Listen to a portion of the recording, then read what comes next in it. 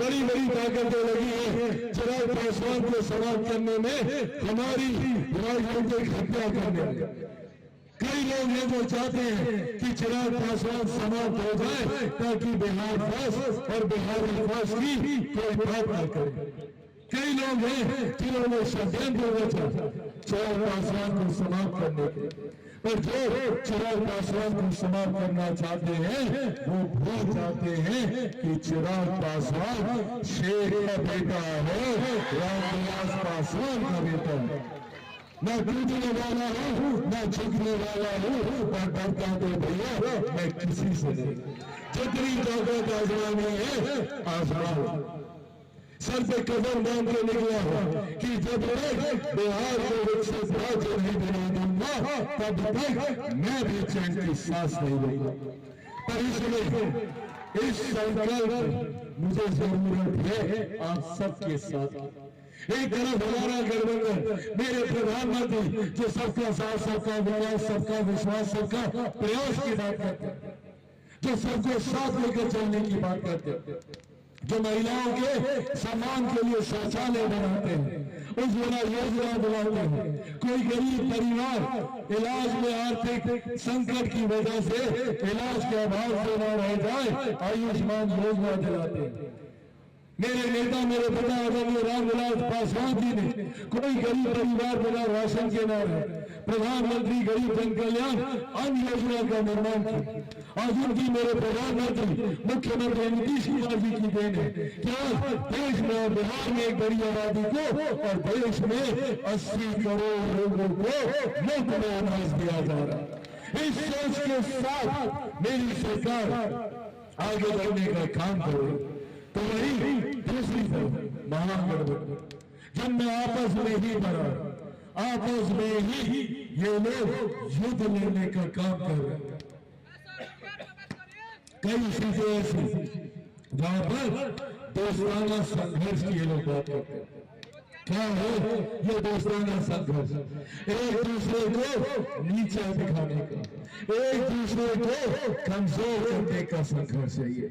जिस गठबंधन में ये लोग अपने घटक दलों को ही सम्मान न दे पाए, वो कल को जीत कर आने पर आपको या हमें क्या सम्मान देंगे, ये सवाल पूछेगा जब महागठबंधन के लोग आपके बीच हैं। ये वही लोग हैं जिन्होंने बिहार में लंबे समय तक अपना भ्रष्टाचार को संरक्षण देने का काम किया। पर आज जब बिहार एक नए पड़ाव की ओर अग्रसर हो रहा है, 2047 तक मेरे प्रधानमंत्री चाहते हैं कि बिहार की देश एक विकसित देश हो जाए। मेरा भारत विकसित भारत तब बनेगा जब मेरा बिहार विकसित बनेगा। अनुरोध करूंगा कि आकर के अपने हम सबों के सभा के बीच संबोधन करें श्री चिराग पासवान जी।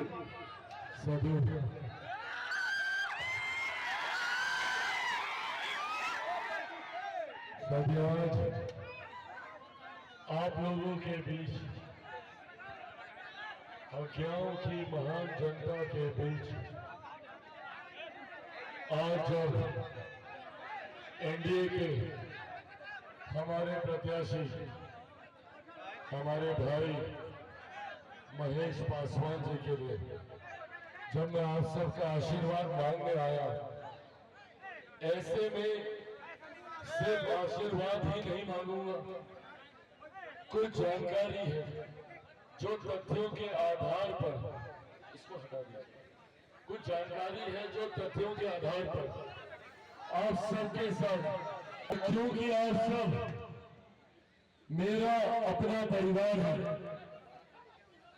ऐसे में मेरे परिवार के सदस्यों को सही जानकारी हो और जानकारी के अभाव में कोई गलत फैसला ना लिया जाए, इसीलिए मेरा आज का संवाद आपसे करना जरूरी है।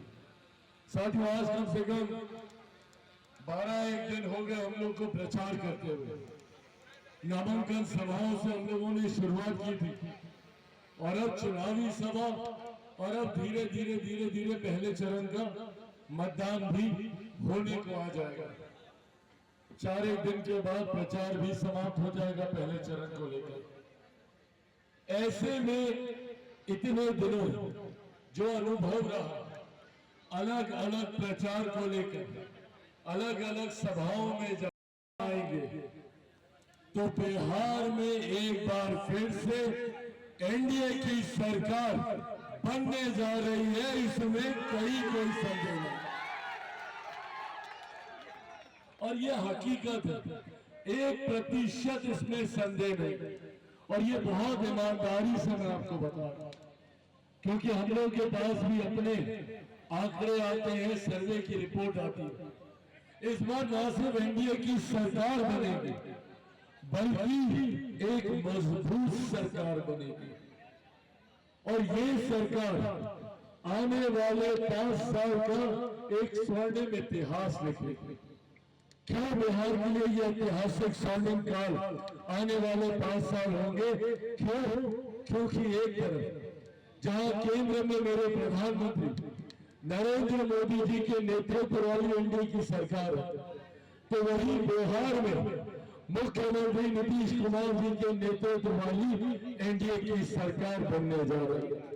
अब ये दोनों सरकारें एक सोच वाली सरकार, जिसका मजबूती से समर्थन आदरणीय उपेंद्र कुशवाहा जी कर रहे हैं, आदरणीय जीतन राम मांझी जी कर रहे हैं, मैं खुद चिराग पासवान इसका मजबूती से समर्थन कर रहा हूं। और सोचिए सरकार की ताकत, जहां केंद्र में भी आपकी सरकार, राज्य में भी आपकी सरकार। और ये पिछले 7-7.25 में हम सब ने अनुभव किया है कि जिस तरीके से केंद्र में तीसरी बार मेरे प्रधानमंत्री के नेतृत्व में सरकार बनी है, तब से लेकर अभी तक प्रधानमंत्री जी 12 बार बिहार आ चुके। जितनी बार आए उतनी बार लाखों करोड़ों की परियोजनाओं को बिहारियों के लिए समर्पित करके गए। और सोचिए, ये तो 7-7.25 की बात है। अब ये व्यवस्था अगले 5 साल बनी रहेगी। तो ये 5 साल वो ऐतिहासिक साल होंगे जिसका सपना, जिस विकसित बिहार का सपना हम लोगों ने देखा, हमारे पूर्वजों ने देखा, मेरे खुद के नेता, मेरे पिता आदरणीय रामविलास पासवान जी ने देखा। आज उनके उस सपनों का बिहार बनाने का ये समय ऐसे, अब ये बड़ी जिम्मेदारी आप सबके ऊपर है, अज्ञान की महान जनता, यहाँ के मतदाताओं के ऊपर, कि गलती से भी चूक नहीं होनी चाहिए। इस बार मुख्य धारा के साथ, इस बार मुख्य धारा के साथ जुड़े रहना जरूरी है। और मैं जितनी बातें अब कह रहा हूं, मैं चाहूंगा कि आप सब इन बातों को घर घर, अज्ञान के एक पंचायत, एक गांव, एक घर, एक व्यक्ति तक पहुंचाने का काम करें।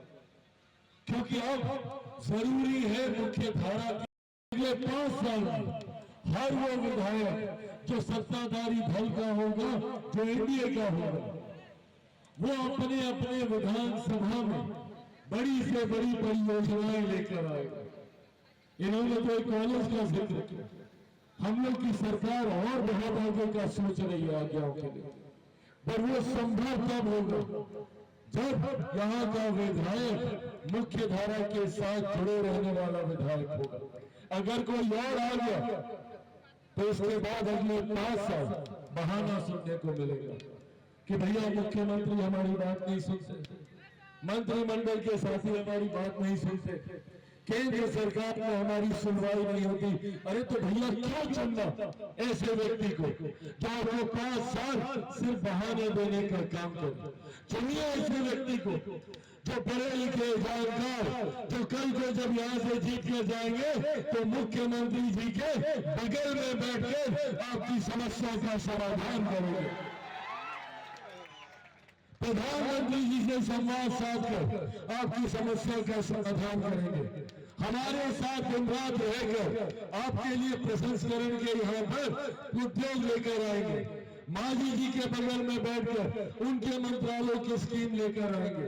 तो जरूरी है ऐसा विधायक चुनकर हम लोग जो हमारे क्षेत्र के लिए काम कर सके। और इसमें जात पात धर्म नजर छोड़कर या आगे मैं आप सबके माध्यम से चाहता हूं हर व्यक्ति तक जाए क्योंकि अगला 5 साल अगर हम लोगों ने खो दिया तो ये मौका फिर हाथ नहीं आएगा।